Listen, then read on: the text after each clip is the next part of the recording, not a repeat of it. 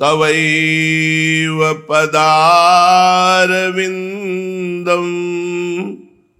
प्रेमामृतैकमकरन्द रसौघपूर्णम्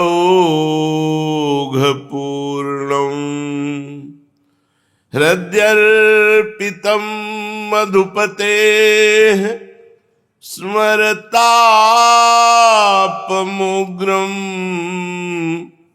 निर्वापयत्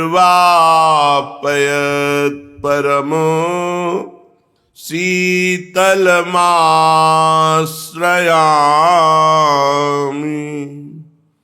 परम शीतल माश्रयामि।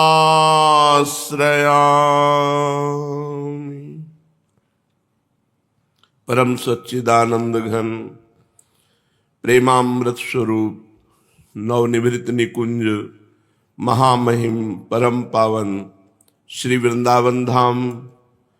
वृंदावन धाम के लाडिले प्राणाराध्य प्राणप्रिय युगल सरकार श्री श्यामा श्यामजू, समस्त सहचरी वृंद, खग मृग पशु पंछी तरुलता, श्री यमुना रस रानी रजरानी, समस्त ब्रजवासी परिकर के चरणों में कोटिशः प्रणाम, कोटिशः नमन, नमस्कार।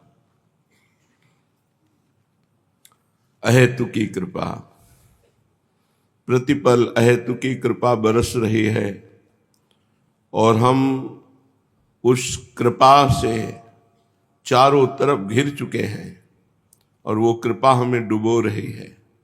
ऐसा प्रतिपल अनुभव करो। प्रियाजू की कृपा, श्रीजू की कृपा चारों तरफ से हमें घेर लिया है। अब हम कहीं जा नहीं सकते, अब कृपा में डूबना ही है। दुख समुद्र में डूबने जा रहे थे, प्रियाजू ने कृपा करके हमको घेर लिया और अपने चरणों की तरफ। नहीं तो अपार दुख संसार में, अपार संसार दुखालयम, सब कुछ नाशवान, दुख ही दुख। चंद सुख दिखाई देते हैं, वो भी दुख ही होते हैं, केवल भास होता है सुख में। ऐसे दुख में संसार से प्रियाजू ने निकाल लिया, कितनी बड़ी कृपा की। अब इतना निकाल लिया है तो अब हमें छोड़ थोड़ी देंगी, पुनः उस संसार समुद्र में डूबने के लिए नहीं छोड़ देंगी। स्वभाव है प्रियाजू का, एक बार जिसे स्वीकार कर लिया उसे कभी छोड़ती नहीं। कैसे उपापी क्यों न हो, हरिवंश नाम जो ले, अलक लड़े रीझ के महल खवासी दे। बस उनकी रीझन पर ही हमें विश्वास है। अपनी साधन, अपनी योग्यता, अपनी बुद्धिमत्ता, ये सब माया के धूल के द्वारा धूसरित हो जाने वाली है, लेकिन उनकी कृपा अमोघ है। माया की ताकत नहीं कि कृपा की बाढ़ को तोड़ करके उपासक को भ्रष्ट कर दे। वही कृपा हमें चारों तरफ से घेर लिया है। अब हमें कोई स्पर्श भी नहीं कर सकता। हमारी प्यारी जू की महिमा हमें प्रतिपल प्यारी जू के चरणों की तरफ घसीट रही है। अब हमें कोई नहीं घसीट सकता। ऐसा हमें दृढ़ विश्वास रखना चाहिए। चाहे जैसी परिस्थिति हो, हमें कृपा का ही दर्शन करना चाहिए। प्रभु के हर विधान में कृपा ही कृपा है। हमारी सोच, हमारा चिंतन ये बहुत निम्न कोटि का है, इसलिए हम उनकी कृपा पर भी संशय कर बैठते हैं और सोचते हैं भगवान ऐसा हमारे साथ क्यों करते हैं। निश्चित मानिए प्रभु के द्वारा किया हुआ विधान हमारे परम मंगल के लिए है। चाहे वो कितना भयावह हो, चाहे कितना बीभत्स हो, वो हमारा परम मंगल करेगा, क्योंकि मेरे प्रभु के द्वारा किया हुआ विधान है। अनंत जन्मों की दुर्वासनाएं हैं जो हमें माया की तरफ घसीटती रहती हैं। ये तो हमारे लाडिले प्राणाराध्य की कृपा है कि हमें पकड़े हुए हैं। वो पकड़े हुए हैं तो हम रुके हुए हैं। अगर वो छोड़ दे तो अभी उस माया दलदल में फंस जाए। इसलिए अपार कृपा, कृपा ही कृपा, चारों तरफ कृपा। और धन्य है ऐसे कृपा सिंधु की कृपा का, जो कभी कृपा करते आघाती नहीं है। जासु कृपा नहीं कृपा आघाती। और जब कृपा की बाढ़ आती है तो कोई भी कितना भी अवगुणी हो, वो नित्य लीला बिहारी प्रभु की कृपा से प्रभु को प्राप्त कर लेता है। कृपा की बाढ़ को कोई रोक सके, माया की ऐसी ताकत ही नहीं। मायापति भी अपनी कृपा के अधीन है। जिस पर कृपा कर दी वो चाहे उनके विरुद्ध ही क्यों न चल पड़ा हो, पर कभी अकृपा नहीं की। विमुख भये निमिषहु न अकृपा, जब चितये तब वैसे। विमुख भये निमिषहु न अकृपा, पलक झपकने के समय को निमिष कहते हैं।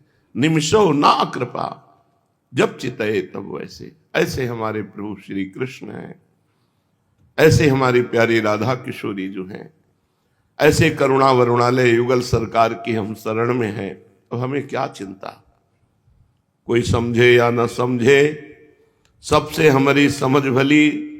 ठाकुर नंद किशोर हमारे ठकुराइन वृषभानु लली। भगवान श्री कृष्ण के वंश में सब अंतर ध्यान हो गए। केवल अनिरुद्ध पुत्र वज्रनाभ जी, जिनको माथुर मंडल का राज्य प्राप्त हुआ, एक दिन परीक्षित जी मिलने आए। बहुत हृदय से अभिनंदन वंदन दोनों परस्पर किए। अभिमन्यु पुत्र परीक्षित और अनिरुद्ध पुत्र वज्रनाभ, ये दोनों महापुरुष ही हैं, दोनों भगवान के लाडिले हैं। गर्भ में परीक्षित जी का अत्यंत सौभाग्य कि भगवान का साक्षात्कार गर्भ में ही किया, और वज्रनाभ तो भगवान की गोद में ही खेले। पर वज्रनाभ जी को हृदय में चुभ रहा था कि ये ब्रजमंडल सब अंतर ध्यान हो चुके हैं, तो मैं किस पर राज्य करूं, यहां की प्रजा कहां चली गई। तब परीक्षित जी ने महामहिम त्रिकालज्ञ सर्वदर्शी सांडिल्य ऋषि को बुलाया और उनसे उपदेश दिलवाया। तब सांडिल्य ऋषि जी ने जो कल उपदेश किया सुना था। सांडिल्य ऋषि ने कहा, भगवान की कृपा से तुम्हारे हृदय में यहां की दिव्य लीला स्थली स्फुरित हो जाएगी। भगवान श्री कृष्ण ने जहां जैसी लीला की है उसके अनुसार उस स्थान का नाम रखकर तुम अनेकों गांव बसाओ और इस प्रकार दिव्य ब्रज भूमि का भली भांति सेवन करते रहो। गोवर्धन, दीर्घपुर, डींग, मथुरा, महावन गोकुल, नंदीग्राम नंदगांव, बृहत्सानु बरसाना, यहां तुम्हें अपनी छावनी बनवानी चाहिए। उन स्थानों में रहकर भगवान की लीला के स्थल, नदी, पर्वत, घाटी, सरोवर और कुंड तथा कुंज वन आदि का सेवन करते रहना चाहिए। ऐसा करने से तुम्हारे राज्य में प्रजा बहुत ही संपन्न होगी और तुम भी अत्यंत प्रसन्न रहोगे। ध्यान रखो, ये ब्रजभूमि 84 कोश सच्चिदानंदमयी है, अतः तुम्हें प्रयत्न पूर्वक इस ब्रजभूमि का ही सेवन करना चाहिए। मैं आशीर्वाद देता हूं, मेरी कृपा से भगवान की लीला के जितने भी स्थल हैं सबकी तुम्हें ठीक ठीक पहचान हो जाएगी। वज्रनाभ, इस ब्रजभूमि का सेवन करते रहने से तुम्हें किसी दिन महात्मा उद्धव जी मिल जाएंगे। फिर तो अपनी माताओं सहित तुम उन्हीं से इस ब्रजभूमि का तथा भगवान की लीला का रहस्य भी जान लोगे। मुनिवर सांडल्य जी उन दोनों को इस प्रकार समझा बुझाकर भगवान श्री कृष्ण का स्मरण करते हुए अपने आश्रम चले गए। उनकी बातें सुनकर राजा परीक्षित और वज्रनाभ दोनों बहुत प्रसन्न हुए। शौनकादि ऋषियों ने सूत जी से पूछा कि अब ये बतलाइए कि परीक्षित और वज्रनाभ को जब इस प्रकार आदेश देकर सांडिल्य मुनि अपने आश्रम को लौट गए तो उन दोनों राजाओं ने कैसे कैसे और कौन कौन सा काम किया। सूत जी कहने लगे, तदनंतर महाराज परीक्षित इंद्रप्रस्थ से दिल्ली, जिसे इंद्रप्रस्थ कहते हैं उसे अब दिल्ली कहते हैं, हजारों बड़े बड़े सेठों को बुलवाकर मथुरा में रहने की जगह दी। इनके अतिरिक्त सम्राट परीक्षित ने मथुरा मंडल के ब्राह्मणों तथा प्राचीन वानरों को, जो भगवान के बड़े ही प्रेमी थे और यथा योग्य, सबको वास दिया। पशु पक्षियों की सब व्यवस्था की। इस प्रकार राजा परीक्षित की सहायता और महर्षि सांडिल्य की कृपा से वज्रनाभ ने क्रमशः उन सभी स्थानों की खोज की जहां भगवान श्री कृष्ण अपने प्रेमी गोप गोपियों के साथ नाना प्रकार की लीलाएं करते थे।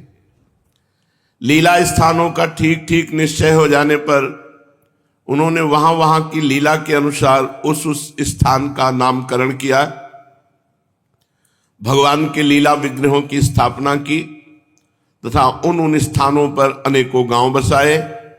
स्थान स्थान पर भगवान के नाम से कुंड और कुएं खुदवाए, कुंज और बगीचे लगवाए, शिव आदि देवताओं की स्थापना की।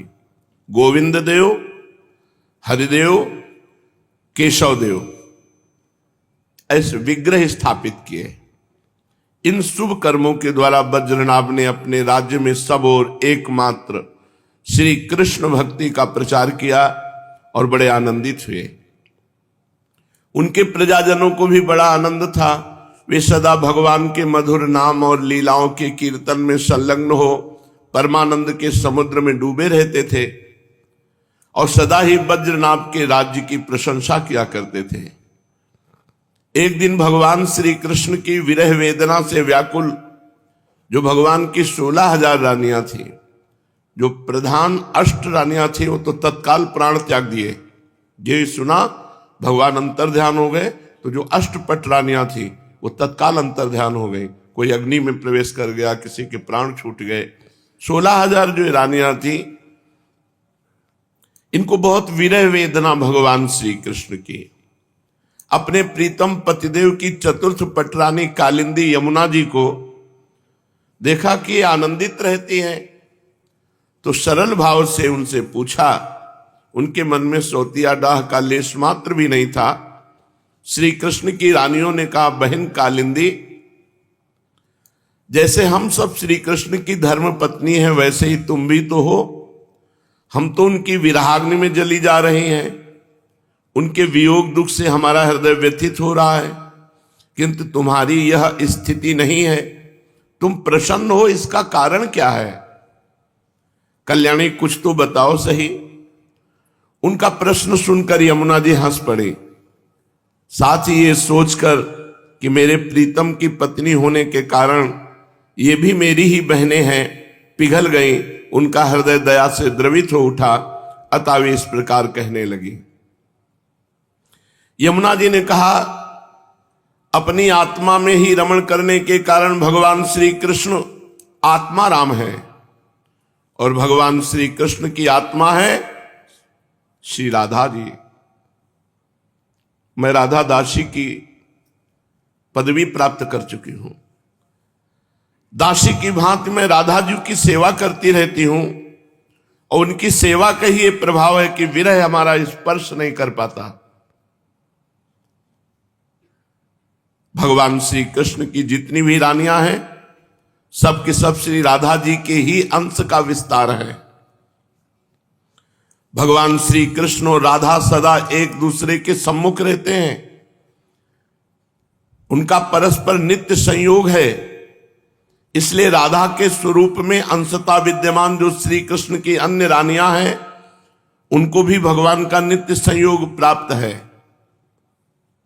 स एव सास सैवास्ति वंशी तत्प्रेम रूपिका श्री कृष्ण नख चंद्राली संगा चंद्रावली स्मृता। जो श्री कृष्ण है, स एव सा स शैवास्ति वंशी तत्प्रेम रूपिका। जो श्री कृष्ण है वही राधा है, जो राधा है वही श्री कृष्ण है, और उन दोनों का प्रेम ही वंशी है। इसलिए हमारे यहां हित शब्द का प्रयोग, हित माने प्रेम। राधा की प्यारी सखी श्री कृष्ण चरणों के नख रूपी चंद्रमाओं की सेवा में आसक्त रहने के कारण ही चंद्रावली नाम से कही जाती है। श्री राधा और श्री कृष्ण की सेवा में उसकी बड़ी लालसा, बड़ी लगन है, इसीलिए वो कोई दूसरा स्वरूप धारण नहीं करती। मैंने यही श्री राधा में ही रुक्मिणी आदि का समावेश देखा है। सब समा गई किशोरी जू में रुक्मिणी आदि। तुम लोगों का भी सर्वांश में श्री कृष्ण के साथ वियोग नहीं हुआ, किंतु तुम इस रहस्य को इस रूप में जानती नहीं हो, इसलिए इतनी व्याकुल हो रही हो। इसी प्रकार पहले भी जब अक्रूर श्री कृष्ण को नंदगांव से मथुरा ले आए थे, उस अवसर पर जो गोपियों को श्री कृष्ण से विरह की प्रतीति हुई थी, वो भी वास्तविक विरह नहीं, केवल विरह का आभास था। इस बात को जब तक वे नहीं जानती थी तब तक उन्हें बड़ा कष्ट था। फिर जब उद्धव जी ने आकर उनका समाधान किया तब वे इस बात को समझ सकी। यदि तुम्हें भी उद्धव जी का सत्संग प्राप्त हो जाए तो तुम सब भी अपने प्रीतम श्री कृष्ण के साथ नित्य विहार सुख का अनुभव करेंगी, नित्य विहार सुख को प्राप्त कर लेंगी। सूत जी कहते, ऋषिगणों, जब यमुना जी ने इस प्रकार समझाया तब श्री कृष्ण की पत्नियां सदा प्रसन्न रहने वाली यमुना जी से पुनः बोली। उस समय उनके हृदय में इस बात की बड़ी लालसा थी कि किसी उपाय से उद्धव जी का दर्शन हो जाए, जिससे हमें अपने प्रीतम के नित्य संयोग का सौभाग्य प्राप्त हो सके। श्री कृष्ण पत्नियों ने कहा, सखी यमुना जी, तुम्हारा ही जीवन धन्य है, क्योंकि तुम्हें कभी भी अपने प्राणनाथ के वियोग का दुख नहीं भोगना पड़ता। जिन श्री राधिका जी की कृपा से तुम्हारे अभीष्ट अर्थ की सिद्धि हुई है, उनकी हम सब लोग दासी हुई, किंतु तुम अभी कह चुकी हो कि उद्धव जी के मिलने पर ही हमारे सभी मनोरथ पूर्ण होंगे। इसलिए कालिंदी जी, अब ऐसा कोई उपाय बताओ जिससे उद्धव जी भी शीघ्र ही मिल जाएं। सूत जी कहते हैं, शौनकादि ऋषियों, श्री कृष्ण की रानियों ने जब यमुना जी से इस प्रकार कहा तब वे भगवान श्री कृष्णचंद्र की 16 कलाओं का चिंतन करती हुई उनसे कहने लगी। यमुना जी ने कहा कि जब भगवान श्री कृष्ण अपने परम धाम को पधारने लगे तब उन्होंने अपने मंत्री उद्धव से कहा, उद्धव, साधना करने की भूमि है बद्रिकाश्रम, अतः अपनी साधना पूर्ण करने के लिए तुम बद्रिकाश्रम जाओ। भगवान की आज्ञा के अनुसार उद्धव जी इस समय अपने साक्षात स्वरूप से बद्रिकाश्रम में विराजमान हैं और वहां जाने वाले जिज्ञासु लोगों को भगवान के बताए हुए ज्ञान का उपदेश करते रहते हैं। और साधना की फल भूमि है ब्रजभूमि, साधना की भूमि है बद्रिकाश्रम और साधना के फल की भूमि है ये ब्रजभूमि, और रस भूमि है वृंदावन। बड़ी कृपा हुई, बड़ी कृपा हुई। साधना में नहीं भेजा, साधना के फल रस भूमि में भेज दिया। इसके रहस्यों सहित भगवान ने पहले ही उद्धव को समझा दिया था, किंतु वह फल भूमि यहां से भगवान के अंतर्धान होने के साथ ही स्थूल दृष्टि से परे जा चुकी है।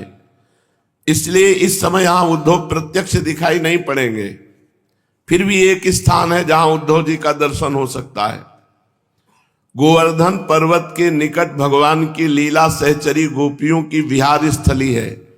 वहां की लता, अंकुर और बेलों के रूप में अवश्य उद्धव जी वहीं निवास करते हैं।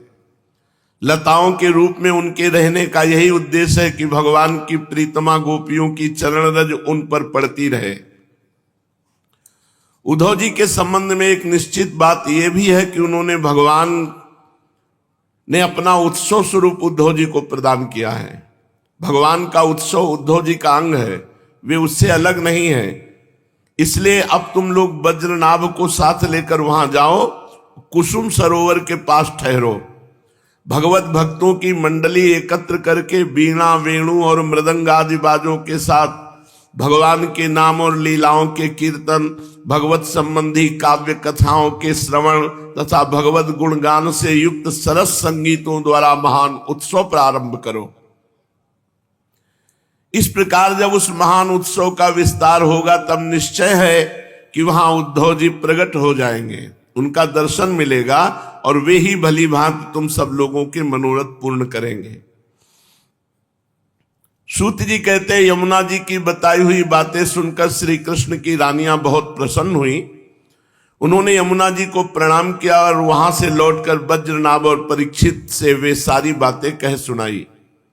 सब बातें सुनकर परीक्षित को बड़ी प्रसन्नता हुई और उन्होंने वज्रनाभ तथा श्री कृष्ण पत्नियों को उसी समय साथ लेकर उस स्थान पर पहुंचकर तत्काल वह सब कार्य आरंभ करवा दिया जो कि यमुना जी ने बताया था। गोवर्धन के निकट वृंदावन के भीतर कुसुम सरोवर पर जो सखियों की विहार स्थली है, वहां ही श्री कृष्ण कीर्तन का उत्सव आरंभ हुआ। वृषभानुनंदिनी श्री राधा जी तथा उनके प्रीतम श्री कृष्ण की वह लीला भूमि जब साक्षात संकीर्तन की शोभा से संपन्न हो गई, उस समय वहां रहने वाले सभी भक्तजन एकाग्र हो गए। उनकी दृष्टि, उनके मन की वृत्ति कहीं अन्यत्र न जाती थी। तदनंतर ने सबने देखा, सबके देखते देखते वहां फैले हुए तृण, गुल्म और लताओं के समूह से उद्धव जी प्रकट हो गए और सबके सामने आ गए। उद्धव जी का मुख, शरीर सब श्याम वर्ण, उस पर पीतांबर शोभा पा रहा था। वे गले में बनमाला, गुंजा की माला धारण किए हुए थे और बार बार उनकी वाणी से निकल रहा था, गोपी वल्लभ, गोपी वल्लभ, गोपी वल्लभ। श्री कृष्ण की मधुर लीलाओं का गान कर रहे थे। उद्धव जी के आगमन से उस संकीर्तनोत्सव की शोभा कई गुनी बढ़ गई। जैसे स्फटिक मणि की बनी हुई अट्टालिका की छत पर चांदनी छिटकने से उसकी शोभा बहुत बढ़ जाती है। उस समय सभी लोग आनंद के समुद्र में निमग्न हो अपना सब कुछ भूल गए, सुध बुध खो बैठे। थोड़ी देर बाद जब उनकी चेतना दिव्य लोक से नीचे आई, अर्थात जब उन्हें होश हुआ, तब उद्धव जी को भगवान श्री कृष्ण के स्वरूप में उपस्थित देख अपना मनोरथ पूर्ण हो जाने के कारण प्रसन्न होकर सबने उनकी पूजा की। सूत जी कहते हैं, उद्धव जी ने वहां एकत्र हुए सब लोगों को श्री कृष्ण कीर्तन में लगा देखकर सभी का सत्कार किया और राजा परीक्षित को हृदय से लगाकर कहा। उद्धव जी ने कहा, राजन तुम धन्य हो, एकमात्र श्री कृष्ण की भक्ति से ही पूर्ण हो, क्योंकि श्री कृष्ण संकीर्तन के महोत्सव में तुम्हारा हृदय इस प्रकार निमग्न हो रहा है। बड़े सौभाग्य की बात है कि श्री कृष्ण की पत्नियों के प्रति तुम्हारी भक्ति और वज्रनाभ पर तुम्हारा प्रेम है। तात तुम जो कुछ कर रहे हो सब तुम्हारे अनुरूप ही है। क्यों न हो, श्री कृष्ण ने ही तुम्हें शरीर और वैभव प्रदान किया है, अतः तुम्हारा उनके प्रपौत्र पर प्रेम होना स्वाभाविक ही है। इसमें तनिक भी संदेह नहीं कि समस्त द्वारिका वासियों में ये लोग सबसे बढ़कर धन्य हैं, जिन्हें ब्रज में निवास कराने के लिए भगवान श्री कृष्ण ने अर्जुन को आज्ञा की थी। श्री कृष्ण का मन रूपी चंद्रमा राधाजू के मुख की प्रभा रूप चांदनी से युक्त हो उनकी लीला भूमि वृंदावन को अपनी किरणों से सुशोभित करता हुआ यहां सदा प्रकाशमान रहता है। श्री कृष्ण चंद्र नित्य परिपूर्ण है। प्राकृत चंद्रमा की भांति उनमें वृद्धि और क्षय रूप विकार नहीं होते। उनकी जो 16 कलाएं हैं उनसे शास्त्रों चिन्मय किरणें निकलती रहती हैं, इससे उनके शास्त्रों भेद हो जाते हैं। इन सभी कलाओं से युक्त नित्य परिपूर्ण श्री कृष्ण इस ब्रज भूमि में सदा ही विद्यमान रहते हैं। इस ब्रज भूमि में श्री कृष्ण सदा विद्यमान रहते हैं। इस ब्रज भूमि में और उनके स्वरूप में कुछ अंतर नहीं। ब्रज में वास कर रहे हैं मानो श्री कृष्ण की गोद में वास कर रहे हैं। राजेंद्र परीक्षित, इस प्रकार विचार करने पर सभी ब्रजवासी भगवान के अंग में स्थित हैं। शरणागतों का भय दूर करने वाले जो ये वज्र है, इनका स्थान श्री कृष्ण के दाहिने चरण में है। इस अवतार में भगवान श्री कृष्ण ने इन सबको अपनी योग माया से अभिभूत कर लिया है। उसी के प्रभाव से सब अपने स्वरूप को भूल गए हैं और इसी कारण सदा दुखी रहते हैं। यह बात निस्संदेह ऐसी ही है। श्री कृष्ण का प्रकाश प्राप्त हुए बिना किसी को भी अपने स्वरूप का बोध नहीं हो सकता। जीवों के अंतःकरण में जो श्री कृष्ण तत्व का प्रकाश है उस पर सदा माया का पर्दा पड़ा रहता है। 28वें द्वापर के अंत में जब भगवान श्री कृष्ण स्वयं ही सामने प्रकट होकर अपनी माया का पर्दा उठा लेते हैं, उस समय जीवों को उनका प्रकाश प्राप्त होता है। किंतु अब वो समय तो बीत गया, इसलिए उनके प्रकाश की प्राप्ति के लिए अब दूसरा उपाय बतलाया जा रहा है। सुनो, 28वें द्वापर के अतिरिक्त समय में यदि कोई श्री कृष्ण तत्व का प्रकाश पाना चाहे तो वो है श्रीमद् भागवत महापुराण। श्रीमद् भागवत से ही प्राप्त हो सकता है। भगवान के भक्त जहां जब कभी श्रीमद् भागवत शास्त्र का कीर्तन और श्रवण करते हैं, वहां उस समय भगवान श्री कृष्ण साक्षात रूप से विराजमान रहते हैं। जहां श्रीमद् भागवत के एक या आधे श्लोक का ही पाठ होता है, वहां भी श्री कृष्ण अपनी प्रीतमा गोपियों के साथ विद्यमान रहते हैं।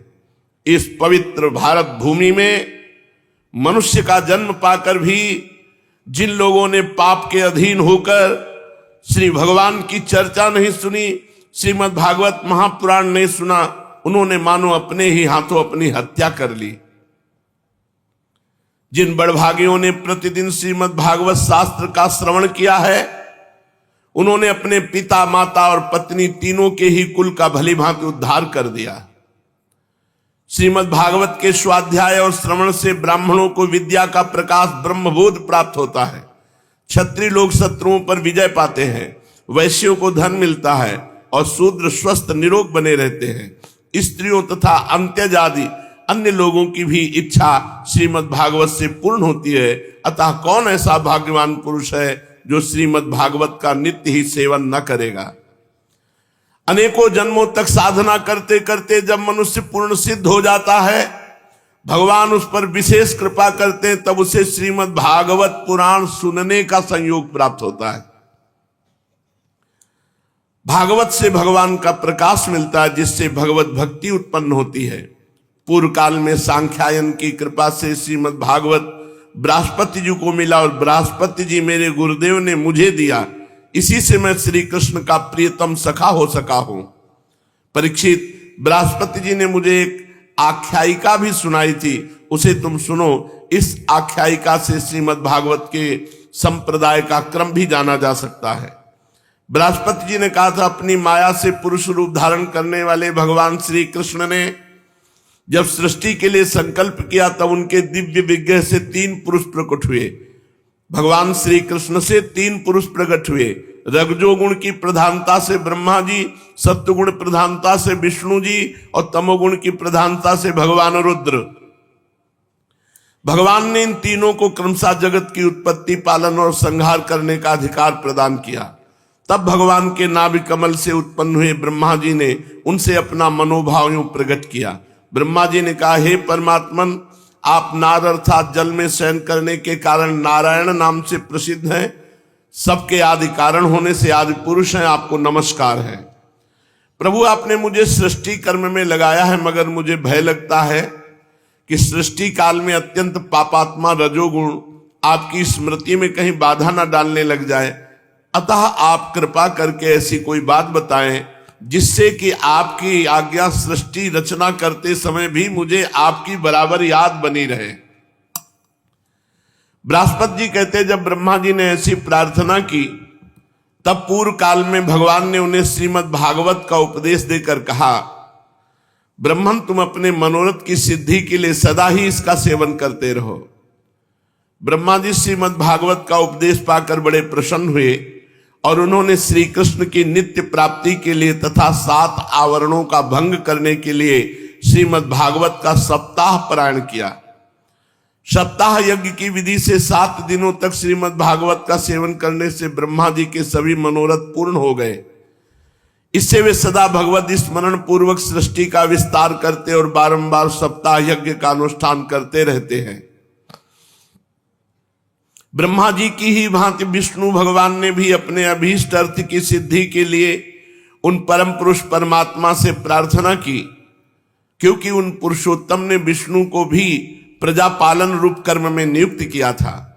भगवान विष्णु ने कहा, हे देव श्री कृष्ण, मैं आपकी आज्ञा के अनुसार कर्म और ज्ञान के उद्देश्य से प्रवृत्ति और निवृत्ति के द्वारा यथोचित रूप से प्रजाओं का पालन करूंगा। काल क्रम से जब जब धर्म की हानि होगी तब तब अनेकों अवतार धारण करके पुनः धर्म की स्थापना करूंगा। जो भोगों की इच्छा रखने वाले हैं उन्हें अवश्य ही उनके किए हुए यज्ञादि कर्मों का फल अर्पण करूंगा, तथा जो संसार बंधन से मुक्त होना चाहते हैं, विरक्त हैं, उन्हें उनकी इच्छा अनुसार 5 प्रकार के मोक्ष भी देता रहूंगा। परंतु जो लोग मोक्ष भी नहीं चाहते उनका पालन मैं कैसे करूंगा, ये बात समझ में नहीं आती। इसके अतिरिक्त मैं अपनी तथा लक्ष्मी जी की भी रक्षा कैसे कर सकूंगा, इसका उपाय भी बताइए। भगवान विष्णु की यह प्रार्थना सुनकर आदि पुरुष पर ब्रह्म परमात्मा भगवान श्री कृष्ण ने उन्हें भी श्रीमद् भागवत का उपदेश किया और कहा, तुम अपने मनोरथ की सिद्धि के लिए इस श्रीमद् भागवत शास्त्र का सदा पाठ किया करो। उस उपदेश से विष्णु भगवान का चित्त प्रसन्न हो गया और वे लक्ष्मी जी के साथ प्रत्येक मास में श्रीमद् भागवत का चिंतन करने लगे। इससे वे परमार्थ का पालन और यथार्थ रूप से संसार की रक्षा करने में समर्थ हुए।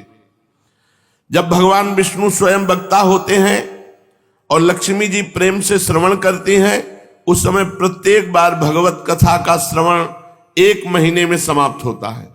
किंतु जब लक्ष्मी जी स्वयं वक्ता होती हैं और भगवान विष्णु श्रोता बनकर सुनते हैं, तब भागवत कथा का रसास्वादन 2 महीने तक होता रहता है। उस समय कथा बड़ी सुंदर और बहुत ही रुचिकर होती है।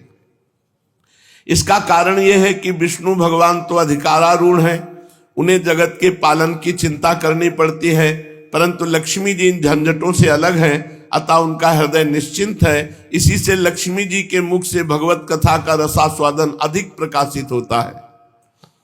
इसके पश्चात भगवान शंकर ने, जिन्हें भगवान ने पहले संहार कार्य में लगाया था, अपनी सामर्थ्य की वृद्धि के लिए उन परम पुरुष भगवान श्री कृष्ण से प्रार्थना की। भगवान शंकर ने कहा, मेरे प्रभु देव, मुझ में नित्य नैमित्तिक और प्राकृतिक संहार की शक्तियां तो हैं, पर आत्यंतिक संहार की शक्ति बिल्कुल नहीं है। ये मेरे लिए बड़े दुख की बात है। इसी कमी की पूर्ति के लिए मैं आपसे प्रार्थना करता हूं। बृहस्पति जी कहते हैं, रुद्र की प्रार्थना सुनकर नारायण ने उन्हें भी श्रीमद् भागवत का ही उपदेश किया। भगवान सदाशिव रुद्र ने इस श्रीमद् भागवत को 1 वर्ष में समाप्त किया। ब्रह्मा जी 7 दिन में, विष्णु भगवान 1 महीने में, लक्ष्मी जी 2 महीने में और भगवान शंकर 1 साल में। 1 पारायण के क्रम से भागवत कथा सेवन किया, 1 वर्ष में 1 पारायण। इसके सेवन से उन्होंने तमोगुण पर विजय पाई और आत्यंतिक संहार मोक्ष की भी शक्ति प्राप्त कर ली। उद्धव जी कहते हैं, श्रीमद् भागवत के महात्म्य के संबंध में आख्यायिका मैंने अपने गुरु श्री बृहस्पति जी से सुनी और उनसे भागवत का उपदेश प्राप्त कर उनके चरणों में प्रणाम करके मैं बहुत ही आनंदित हुआ।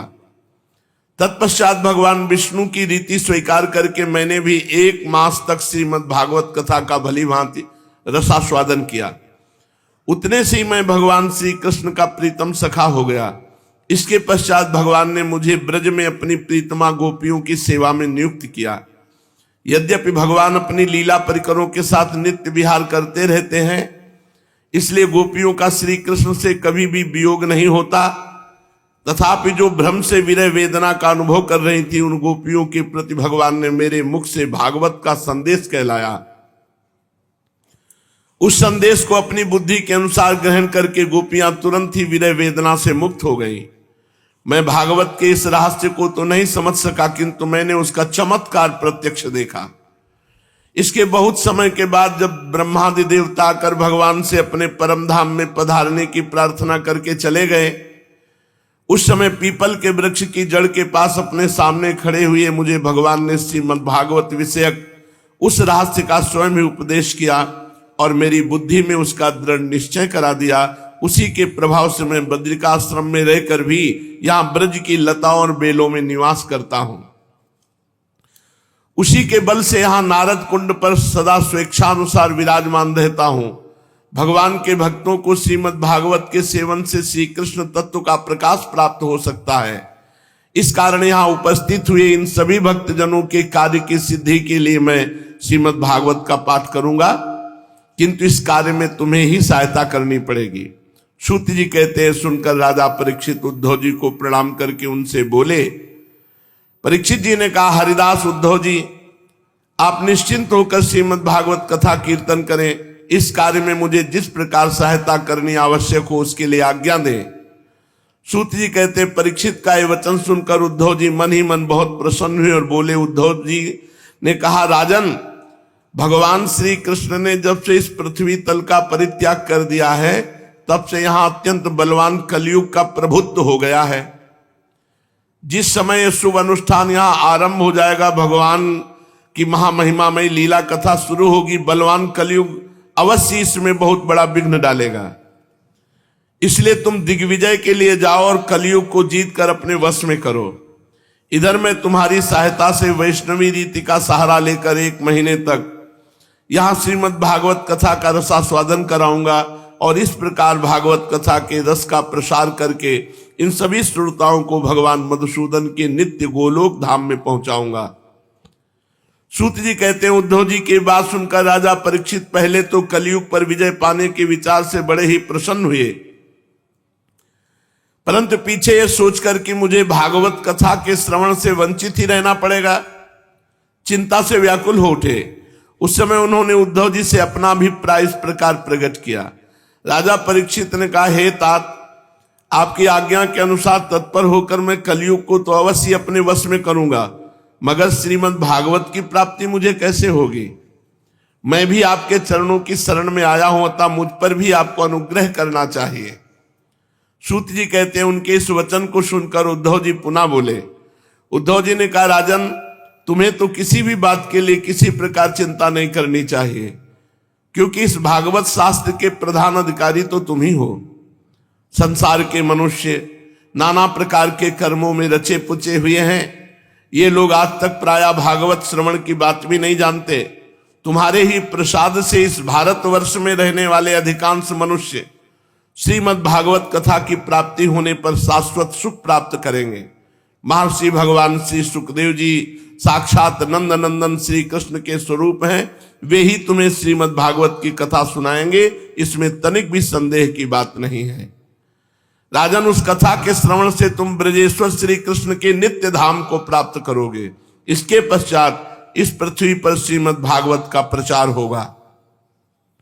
अतः राजेंद्र परीक्षित, तुम जाओ और कलयुग को जीत कर अपने वश में करो। सूत जी कहते हैं, उद्धव जी के इस प्रकार कहने पर राजा परीक्षित ने उनकी परिक्रमा करके उन्हें प्रणाम किया और दिग्विजय के लिए चले गए। इधर वज्र ने भी अपने पुत्र प्रतिबाहु को अपनी राजधानी मथुरा का राजा बना दिया और माताओं को साथ लेकर उसी स्थान पर जहां उद्धव जी प्रकट हुए थे जाकर श्रीमद् भागवत सुनने की इच्छा से रहने लगे।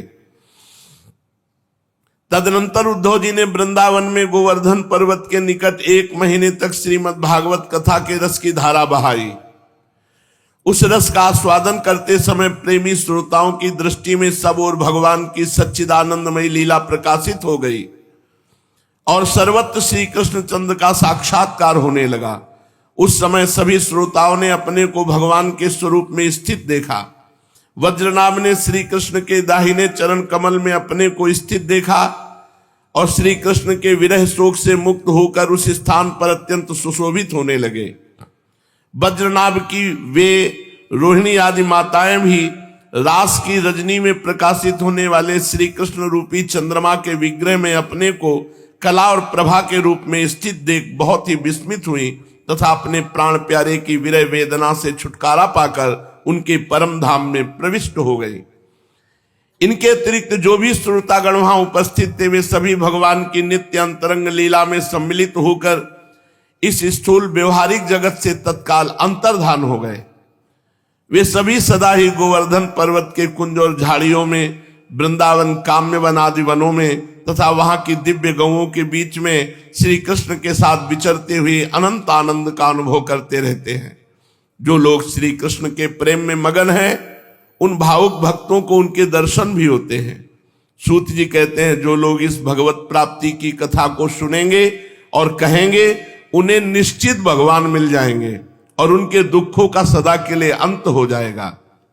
शौनकादि ऋषियों ने कहा, सूत जी आपने हम लोगों को बहुत अच्छी बात बताई, आपकी आयु बढ़े, आप चिरजीवी हों और चिरकाल तक हमें इसी प्रकार भगवान की कथा सुनाते रहें। आज हम लोगों ने आपके मुख से श्रीमद् भागवत का पूर्व महात्म्य सुना है। सूत जी अब इस समय आप हमें यह बताइए कि श्रीमद् भागवत का स्वरूप क्या है, उसका प्रमाण, उसकी श्लोक संख्या कितनी है, किस विधि से उसका श्रवण करना चाहिए तथा श्रीमद् भागवत के वक्ता और श्रोता के क्या लक्षण हैं, अभिप्राय ये कि उसके वक्ता और श्रोता कैसे होने चाहिए। सूत जी कहते हैं, ऋषिगण श्रीमद् भागवत और श्री भगवान का स्वरूप सदा एक ही है और वो है सच्चिदानंदमय। भगवान श्री कृष्ण में जिनकी लगन लगी है, उन भावुक भक्तों के हृदय में जो भगवान के माधुर्य भाव को अभिव्यक्त करने वाला, उनके दिव्य माधुर्य रस का आस्वादन कराने वाला सर्वोत्कृष्ट वचन है, उसे श्रीमद् भागवत समझो।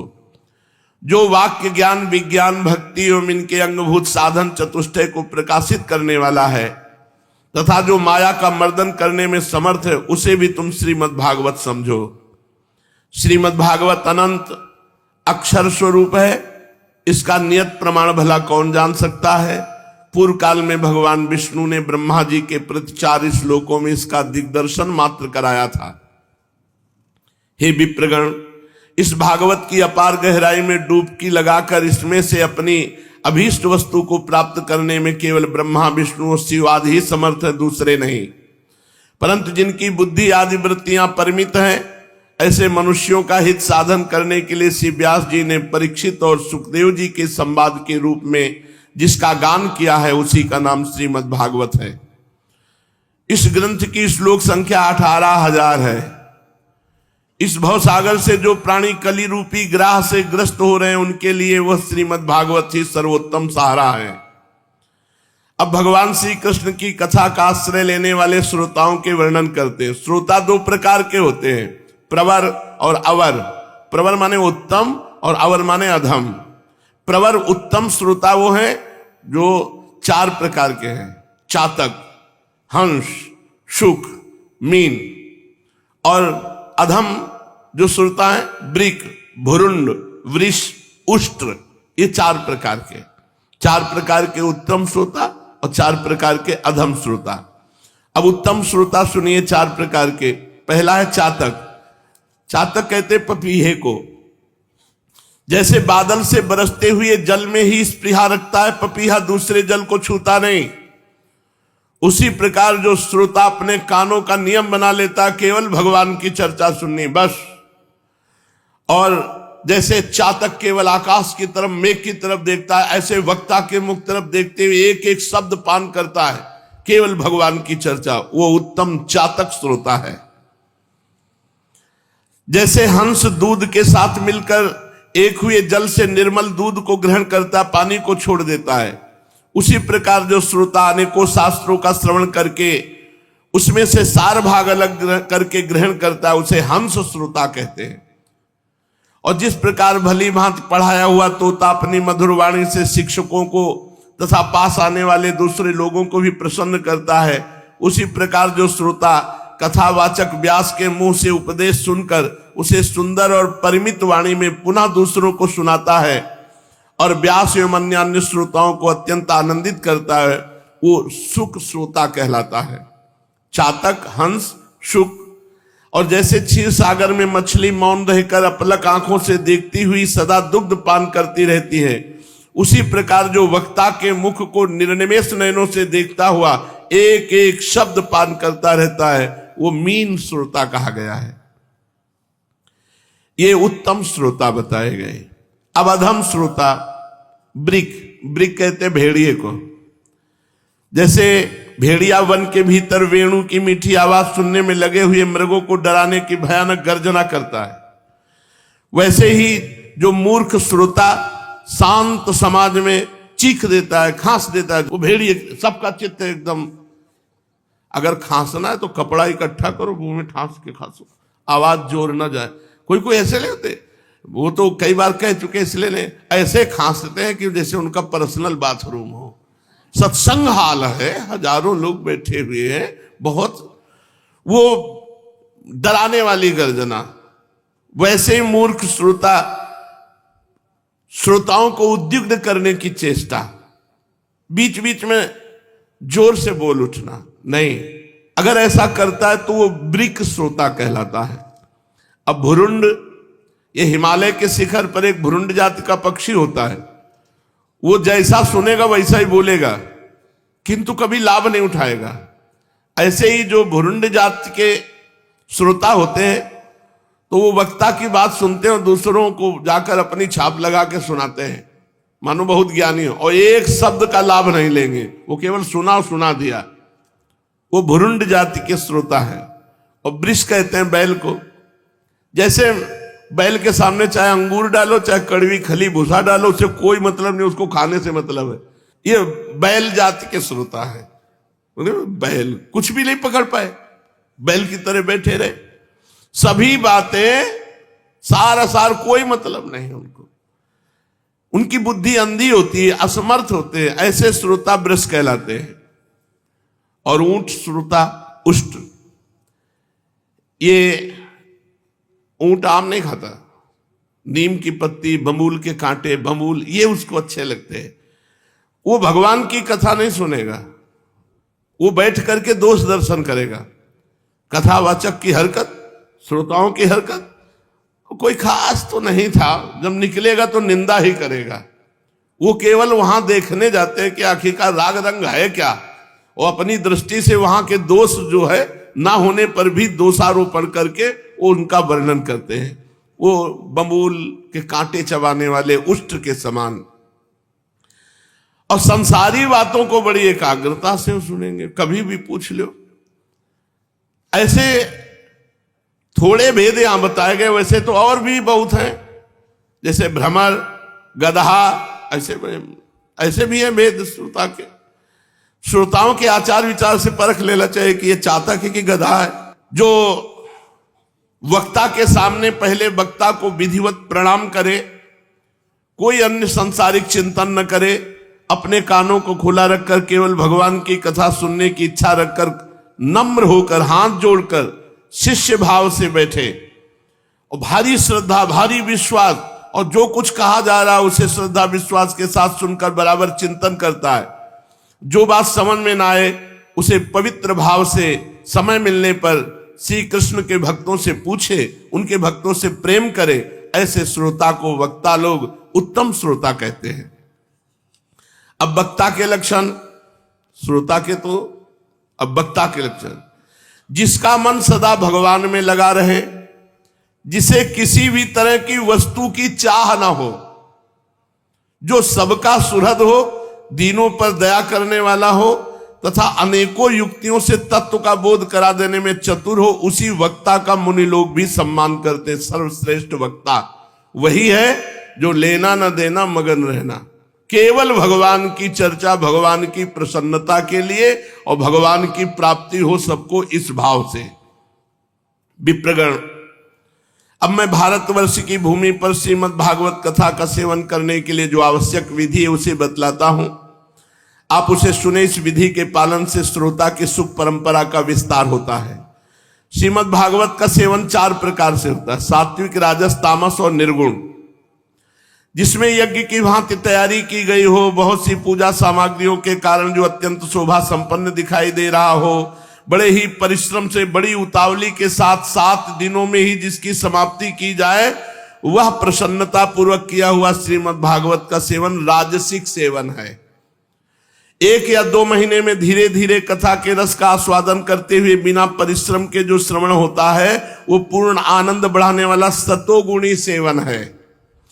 और तामसिक सेवन वो है जो कभी भूल से छोड़ दिया गया, याद आने पर आरंभ कर दिया गया, और आलस्य, प्रमाद, अश्रद्धा के साथ बहुत दिनों में, वो तामसिक सेवन है। और जब वर्ष महीना और दिनों का नियम न हो, वर्ष महीना और दिनों का नियम आग्रह छोड़कर प्रेम पूर्वक भगवान की चर्चा की जाए, वो निर्गुण कथा मानी जाती है। सतोगुण, रजोगुण, तमोगुण और तीनों से परे निर्गुण कथा। कोई तिथि, तारीख, नियम, ग्रह जब तक चल रही तब तक पूरा। राजा परीक्षित और सुखदेव के संवाद में जो भागवत का सेवन हुआ था वो निर्गुण ही बताया गया है। उसमें जो 7 दिनों की बात आती है वो राजा की आयु के बचे हुए दिनों की संख्या के अनुसार है, सप्ताह कथा का नियम करने के लिए नहीं। भारतवर्ष के अतिरिक्त स्थान अन्य स्थानों में भी सात्विक, राजस और तामस अथवा निर्गुण सेवन अपनी रुचि के अनुसार करना चाहिए। तात्पर्य यह है कि जिस किसी प्रकार भी हो सके श्रीमद् भागवत का सेवन, उसका श्रवण करना ही चाहिए। जो केवल श्री कृष्ण की लीलाओं के ही श्रवण, कीर्तन एवं रसास्वादन के लिए लालायित रहते हैं, मोक्ष की भी इच्छा नहीं रखते, उनका तो श्रीमद् भागवत ही धन है। तथा जो संसार के दुखों से घबरा कर अपनी मुक्ति चाहते हैं, उनके लिए भी यही इस भवरोग की औषधि है। अतः इस कलिकाल में इसका प्रयत्न पूर्वक सेवन करना चाहिए। इनके अतिरिक्त जो लोग विषयों में ही रमण करने वाले हैं, सांसारिक सुखों को ही जिन्होंने सदा ही चाह की है, उनके लिए भी इस कलयुग में सामर्थ्य, धन और विधि विधान का ज्ञान न होने के कारण कर्म मार्ग से मिलने वाली सिद्धि अत्यंत दुर्लभ हो गई है। ऐसी दशा में उन्हें भी सब प्रकार से अभी श्रीमद् भागवत कथा का ही सेवन करना चाहिए। ये श्रीमद् भागवत की कथा धन, पुत्र, स्त्री, हाथी, घोड़े आदि वाहन, यश, मकान और निष्कंटक राज्य भी दे सकती है। सकाम भाव से भागवत का सहारा लेने वाले मनुष्य इस संसार में मनोवांछित उत्तम भोगों को भोग कर अंत में श्रीमद् भागवत के ही संग से श्रीहरि के परम धाम को प्राप्त हो जाते हैं। जिनके यहाँ श्रीमद् भागवत की कथा वार्ता होती हो तथा जो लोग उस कथा के श्रवण में लगे रहते हो, उनकी सेवा करनी चाहिए, सहायता करनी चाहिए, शरीर से और धन से सेवा करनी चाहिए। उन्हीं के अनुग्रह से सहायता करने वाले पुरुष को भी भागवत सेवन का पुण्य प्राप्त हो जाता है। जैसे भगवान की चर्चा हो रही, कथा हो रही, तो उनकी धनादि से सहायता कर देना, खान पान, कपड़ा लत्ता, विश्राम व्यवस्था, तो बोले जो भागवत का कथा श्रवण का फल है वही फल सहयोग करने वाले को मिल जाता है। कामना 2 वस्तुओं की होती है, एक श्री कृष्ण की और एक धन की।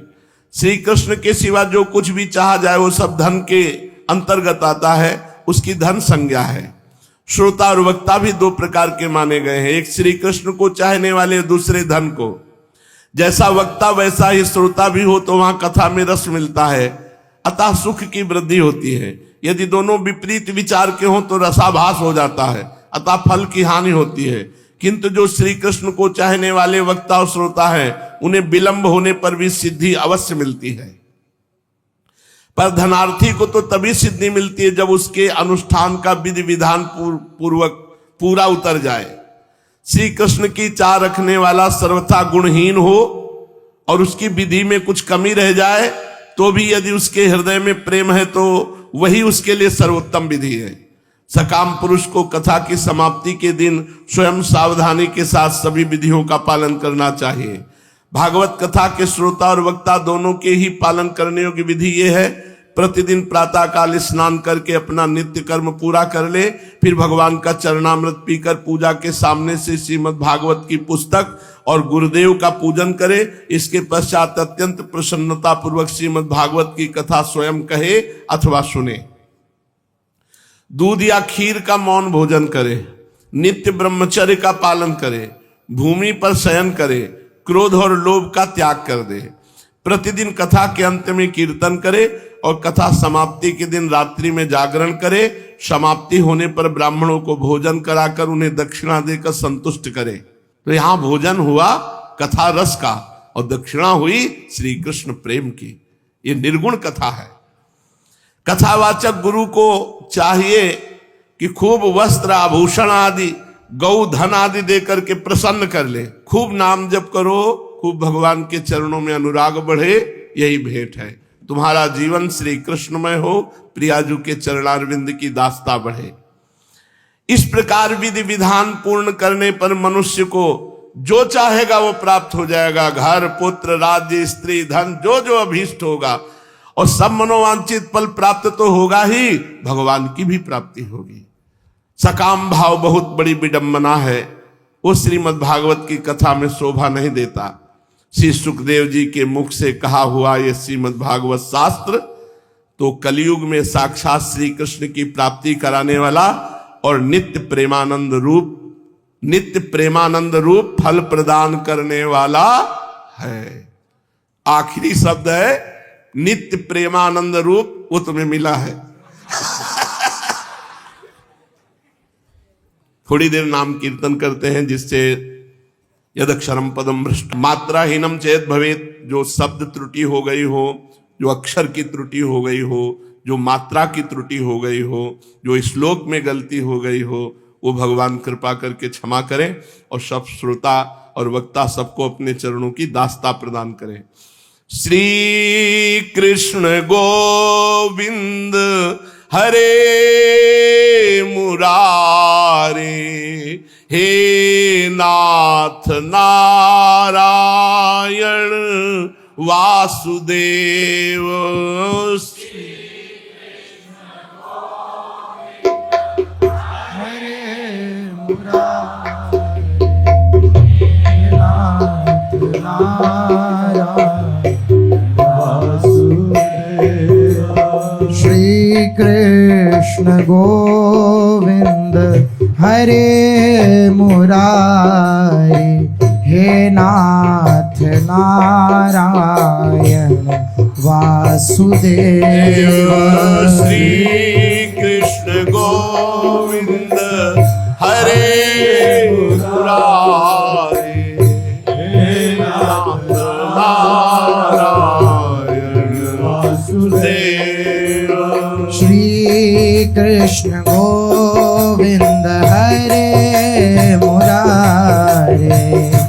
हे नाथ नारायण वासुदेव। श्री कृष्ण गोविंद हरे मुरारे, हे नाथ नारायण, हे नाथ नारायण वासुदेव, हे नाथ नारायण वासुदेव।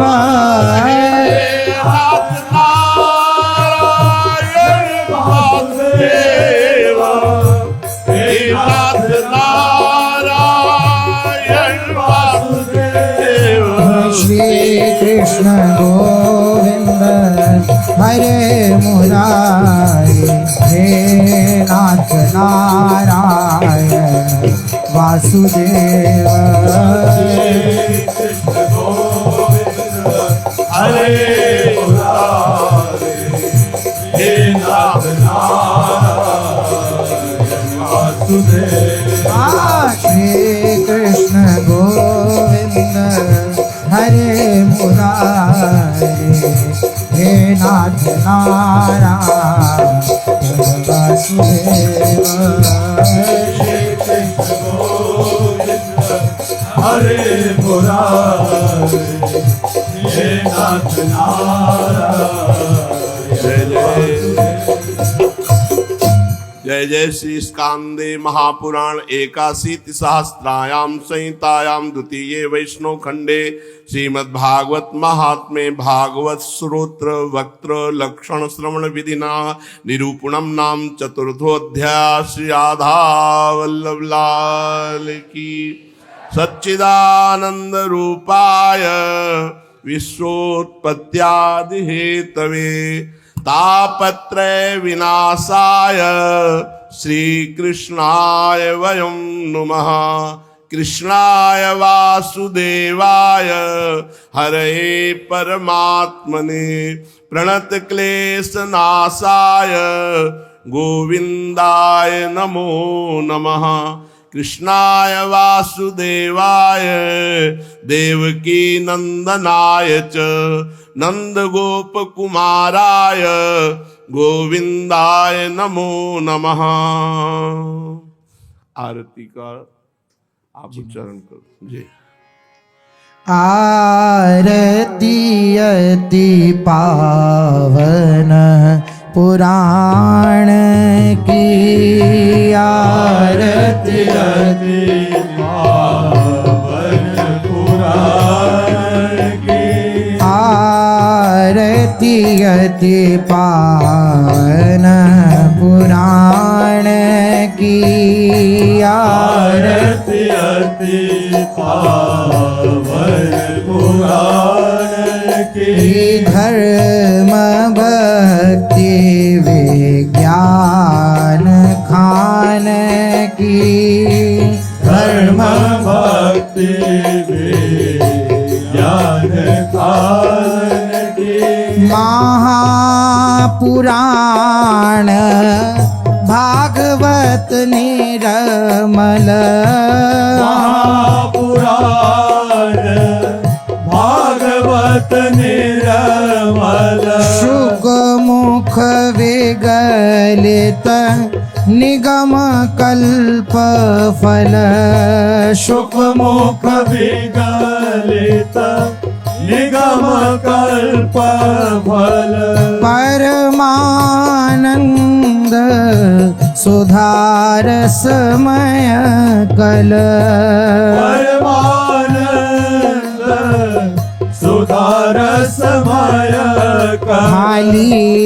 लीलारती रस रस निधान की लीलारती रस रस निधान की आरती अति पावन पुराण की आरती अति पावन पुराण की कलिमल मथनी त्रिताप निवारिणी कलिमल मथनी त्रिताप निवारिणी जन्म मृत्युमय भव भयहारिणी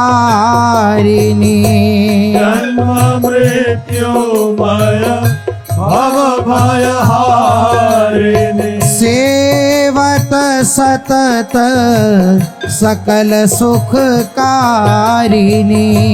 सेवत सतत सकल सुखकारिणी सुमहोषधि हरि चरित गान की सुमहोषधि हरि चरित गान की आरती अति पावन पुराण की आरती अति पावन पुराण की ये विषय विलास विमोह विनाशिनी विषय विलास विमोह विनाशिनी विमल विराग विवेक विकासिनी विमल विराग विवेक विकासिनी भगवत तत्व रहस्य प्रकाशिनी भगवत तत्व रहस्य प्रकाशिनी हे परम ज्योति परमात्म ज्ञान की परम ज्योति परमात्म ज्ञान की आरती अति पावन पुराण की आरती अति पावन पुराण की ये परमहंस मुनि मन उल्लासिनी परमहंस मुनि मन उल्लासिनी रसिक हृदय रस रास विलासिनी रसिक हृदय रस रास विलासिनी भोक्ते मोक्ति रति प्रेम प्रकाशिनी भुक्ति मुक्ति रति प्रेम सुदाशिनी भुक्ति मुक्ति रति प्रेम सुदासिनी भुक्ति मुक्ति रति प्रेम सुदासिनी कथा अकिंचन प्रिय सुजान की कथा किंचन प्रिय सुजान की आरती अति पावन पुराण की आरती अति पावन पुराण हे धर्म भक्ति विज्ञान खान की धर्म भक्ति विज्ञान खान हे आरती अति पावन पुराण की आरती अति पावन पुराण हे राधा वल्लभ लाल की, श्रीमद् भागवत महापुराण की। कल से भगवान की कृपा से, भगवत इच्छा से श्री श्री महाप्रभु चैतन्य देव जी की पावन लीला का अपने लोग गायन श्रवण करेंगे चैतन्य चरितामृत से कल से। और महाप्रभु का प्रादुर्भाव भी कल ही है। होली के दिन महाप्रभु प्रकट हुए थे चैतन्य देव, तो कल अपने चरित्र में तो प्रादुर्भाव नहीं होगा। कल तो प्रार्थना, प्रारंभ की भूमिका और महाप्रभु की बड़ा सरस चरित्र है। महाप्रभु प्रेम के अवतार साक्षात और विरह की मूर्तिमान विग्रह। श्री कृष्ण विरह का आज तक ना कहीं ऐसा स्वरूप देखा। 18 वर्ष गंभीरा मंदिर में रुदन करते हुए महाप्रभु के व्यतीत हुए। तो अभी भागवत संपन्न होने की थी कि तो अंदर प्रेरणा हुई, भगवत प्रेरणा हुई कि महाप्रभु चैतन्य देव जी का पावन चरित्र अपने लोग कथन श्रवण करें। तो कल से महाप्रभु चैतन्य देव का पावन चरित्र श्रवण करें। श्री राधा वल्लभ।